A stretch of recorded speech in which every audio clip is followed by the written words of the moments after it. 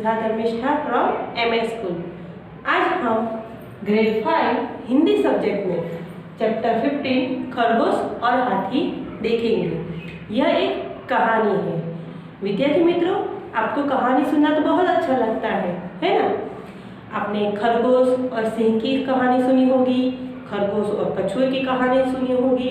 तो इस तरह आज हम देखेंगे खरगोश और हाथी की कहानी। यहाँ पे जो खरगोश है वो एक छोटा सा प्राणी है, फिर भी वो अपनी बुद्धि चतुराई से किस तरह बड़े से हाथी को जंगल में से निकाल देता है, उसके बारे में आज हम देखेंगे। चैप्टर 15 खरगोश और हाथी। खरगोश एक छोटा सा जानवर है और हाथी बहुत बड़ा जानवर। उसका दूसरा अर्थ होता है प्राणी या पशु।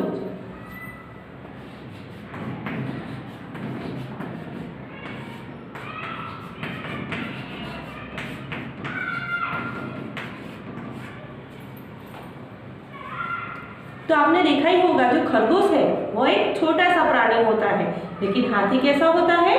बहुत बड़ा होता है। इस कहानी में खरगोश किस प्रकार अपनी समझदारी से हाथियों से अपनी रक्षा करते हैं, इसका वर्णन है। यह कहानी पंचतंत्र से ली गई है।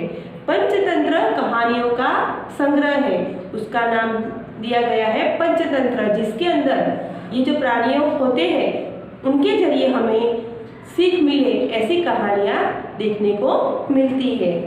तो यह जो कहानी है वह पंचतंत्र में से ली गई है। एक जंगल में एक सरोवर था। जो एक जंगल था वहाँ पे एक सरोवर था। सरोवर का दूसरा अर्थ होता है तालाब।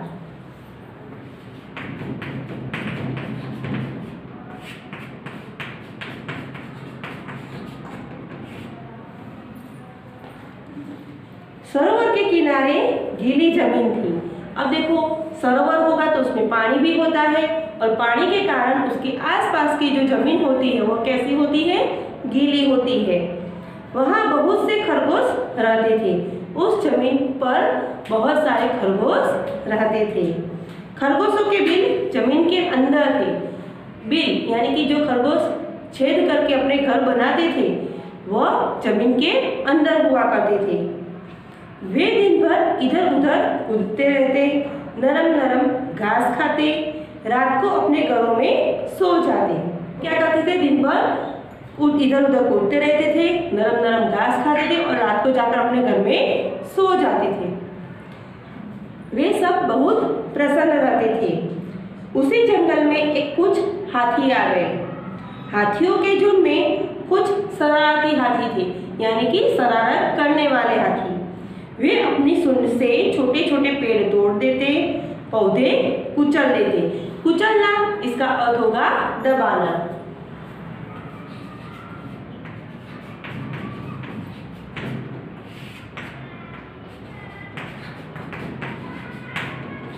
तो जो ये हाथियों का झुंड आया था उनमें से कुछ हाथी जो थे वो शरारती थे। तो वो क्या करते थे? जो छोटे छोटे पेड़ होते थे वो अपनी सूंड के जरिए उसको तोड़ देते थे और जो पौधे होते थे उनको अपने पैरों से दबा देते थे। कुचलना यानी कि दबा देते थे। हाथियों के बच्चे खेल खेल में एक दूसरे से लड़ते।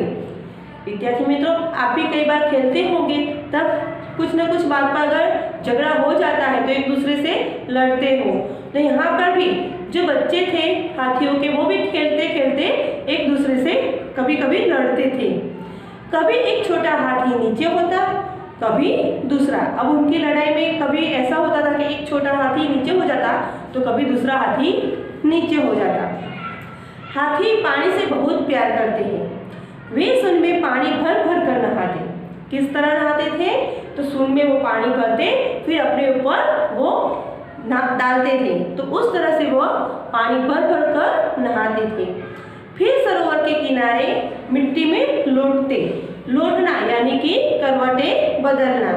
तो जब वो नहाकर बाहर आते थे तो वो गीली मिट्टी थी उनके ऊपर जाकर वो लौटते थे, यानी कि वो करवटें बदलते रहते थे। नरम जमीन उनके भार से दब जाती।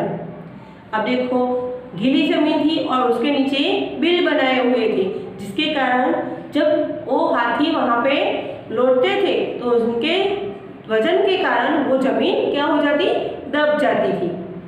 साथ ही कई खरगोश परिवार भी दब जाते। परिवार का अर्थ होगा एक घर में रहने वाले लोग।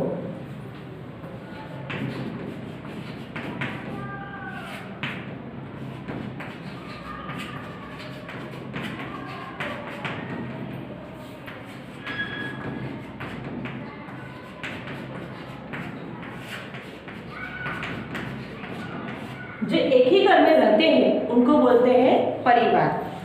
तो जो ये परिवार उनके थे वो इन हाथियों के कारण दब जाते थे। इससे खरगोश बहुत दुखी थे। जो जीवित थे खरगोश वह यह देखकर बहुत दुखी हो गए थे। खरगोशों के सरदार ने एक उपाय सोचा। कुछ चुने हुए खरगोशों के साथ वह हाथियों के सरदार के पास गया। कुछ खरगोशों को वह सिलेक्ट करता है और उनको लेकर वह हाथियों का जो सरदार है उनके पास वह पहुंच जाता है। कुछ दूरी पर बैठ खरगोशों के सरदार ने अपने अगले पांव उठाए। अब आप लोगों को तो पता ही होगा कि खरगोशों के कितने पांव होते हैं, 4 पांव होते हैं। तो उसके जो अगले 2 पांव थे उसको वह ऊपर उठाता है। उसने उन्हें हाथ जोड़ नमस्कार किया। हाथी ने सूंड उठाकर नमस्कार का उत्तर दिया। खरगोश सरदार बोला, हम चांद के भांजे हैं। भांजा इसका अर्थ होगा बहन का लड़का।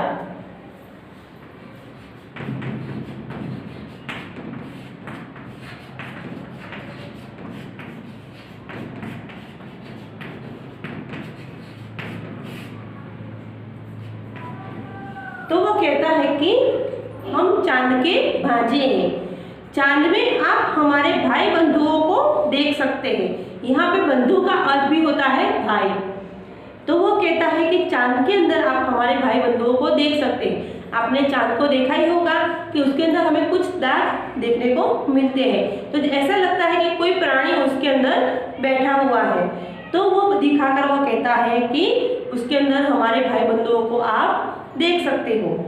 हमारे कुछ भाई धरती पर रहने आए हैं। मामा रोज सरोवर में आते हैं हमसे मिलने। मामा यानी कि चंदा मामा, तो वो हमसे मिलने के लिए सरोवर में आते हैं। वे आपसे नाराज हैं, यानी कि आपसे बहुत ही दुखी है। हाथी बोला, क्या, क्यों नाराज है? हमने क्या किया है?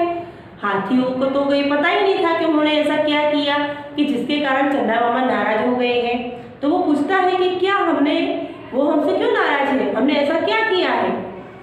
तो खरगोश बोला, सरोवर के समीप नरम मिट्टी में सुराख कर हमने अपने घर बनाए हैं। समीप इसका अर्थ होगा नजदीक।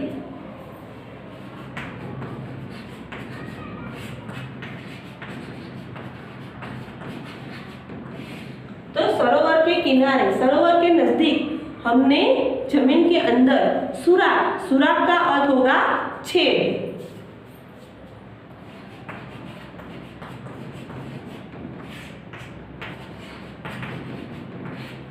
तो हमने छेद बनाकर उसमें घर बनाए हुए हैं। आपके आने से सुराख दब गए, जिससे चंदा मामा से बहुत से भांजे दब गए। आपके आने के कारण वो बहुत सारे सुराख दब जा गए हैं और जिसके कारण चंदा मामा के बहुत से भांजे भी हैं, वो भी उसमें दब गए हैं। इसलिए वे आपसे बहुत नाराज हैं। खरगोश आगे बोला, वे रात को सरोवर में आएंगे और उन्हें यह देखकर अच्छा नहीं लगेगा। वो क्या कहता है कि चंदा मामा सरोवर में आएंगे रात को और उन्हें यह सब देखकर अच्छा लगेगा नहीं। रात हुई, पूर्णमासी का चांद निकला। पूर्णमासी का दूसरा अर्थ होता है पूर्णिमा।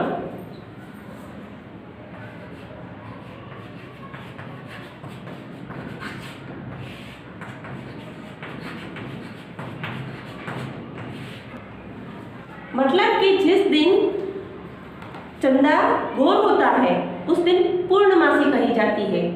तो यहाँ पे पूर्णमासी का चांद निकला था, यानी कि चांद जो है वो एकदम गोल था। हवा तेज थी। सरोवर में हल्की हल्की लहरें उठ रही थी। सरोवर का पानी है उसके अंदर हवा के कारण हल्की हल्की यानी कि थोड़ी थोड़ी लहरें उठ रही थी। चांद लहरों के साथ साथ ऊपर नीचे हो रहा था। अब चांद का जो प्रतिबिंब है वो सरोवर में पड़ता है तो वो उसी प्रतिबिंब से ऐसा लगता है कि चांद भी लहरों के साथ साथ ऊपर नीचे हो रहा है। हाथी और खरगोश वहां पहुंच गए।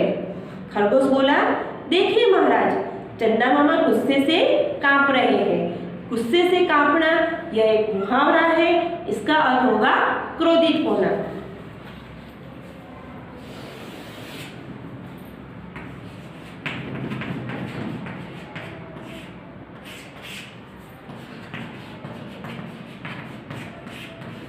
गुस्से से कांपना।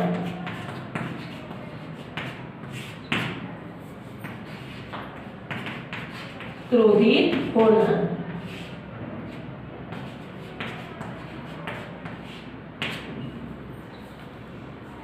तो वो बताकर खरगोश कहता है कि देखो ये चंदा मामा गुस्से से कांप रहे हैं, क्रोधित हो रहे हैं, आप जल्दी यहाँ से दूर चले जाएं। लगता है मामा बहुत नाराज हो रहे हैं। हाथियों के सरदार ने अपने झुंड की तरफ देखा। जो उनका झुंड था हाथियों का वह पास में खड़ा था तो उनकी तरफ वह देखता है। सभी डर गए थे। यह देखकर सबको डर लग रहा था। सरदार ने अपनी सूंड ऊपर उठाई। सभी हाथियों ने ऐसा ही किया।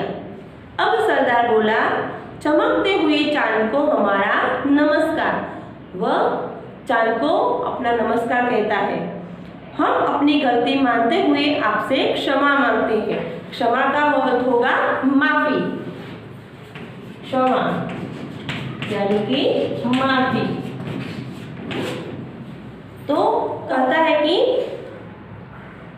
हम आपसे माफी मांगते हैं, आप हमें क्षमा करें यानी कि आप हमें माफ करें।